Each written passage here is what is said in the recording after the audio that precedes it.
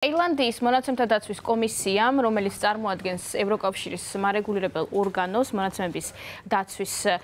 მხრივ აჯარიმებს 530 მილიონი ევროთი ვიდეო პლატფორმა TikTok-ს, ეს არის 600 მილიონი დოლარი, იმის გამო, რომ TikTok-მა ვერ შეძლო დაემტკიცებინა, რომ სათანადოდ იცავს ევროპელი მომხმარებლების მონაცემებს, რომელიც გადაიცემა ჩინეთში. როგორც აღნიშნავს მარეგულირებელი უწყება, ჩინეთში მყოფ თანამშრომლებს TikTok-ის აქვს დისტანციურად წვდომა ევროპელი მომხმარებლის მონაცემზე და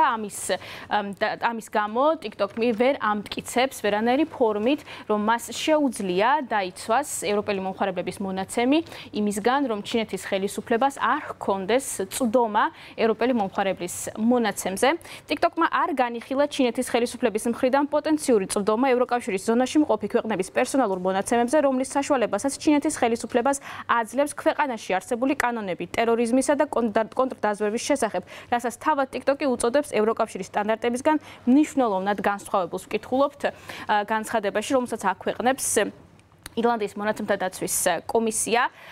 TikTok-მა, რომელსაც ჰყავს ევროპაში დაახლოებით 150 მილიონი აქტიური მომხმარებელი, თვიურად უნდა შეცვალოს მომავალ 6 თვეში მონაცემთა დამუშავების სისტემა წინააღმდეგ შემთხვევაში შეწყდება ევროპელი მომხმარებლების მონაცემების გადაცემა ჩინეთისთვის. ცნობისთვის გამოძიების დროს აღმოჩნდა, რომ ევროპელი მომხმარებლების მონაცემთა ნაწილი ინახება ჩინურ სერვერებზე, მაშინ, როდესაც დაახლოებით 4 წლიანი გამოძიების დროს მანამდე TikTok-ი ამბობდა, რომ მსგავს რამეს არ აკეთებდა და არ ინახავდა ევროპელი მომხმარებლების მონაცემებს ჩინეთში, თუმცა მოგვიანებით აღიარა, რომ გარკვეული ნაწილი მონაცემების ინახებოდა, სწორედ ამასთან დაკავშირებით შემდგომ კომისიაში აღნიშნავენ, რომ ეს ამ საკითხს ძალიან სერიოზულად განიხილავენ, რადგან ეს იყო მათი შეცდომაში შეყვანის მცდელობა. თავად TikTok-ში კი აცხადებენ, რომ გამოძიების დროს ვერ აღმოაჩინეს ვერც ერთი დამადასტურებელი ფაქტი, რომ TikTok-მა გადასცა ჩინეთის ხელისუფლებას ევროპელი მომხმარებლების მონაცემი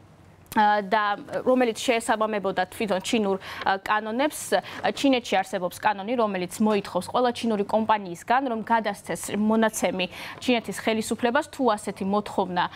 იქნება. სწორედ ეს არის მთავარი მიზეზი, რის გამოც მაგალითად ამერიკის შეერთებულ შტატებში სურთ, რომ აიგრძალოს TikTok-ი. მე შეგახსენებთ, რომ გასულ წელს მიიღეს შესაბამისი კანონი, ამერიკის შეერთებულ შტატებშიც მიაჩნიათ, რომ ამერიკელი მომხმარებლების მონაცემებს TikTok-ი გადასცეს ჩინეთის ხელისუფლებას, რაზეც კომპანია ByteDance-ში, რომელსაც ეკუთვნით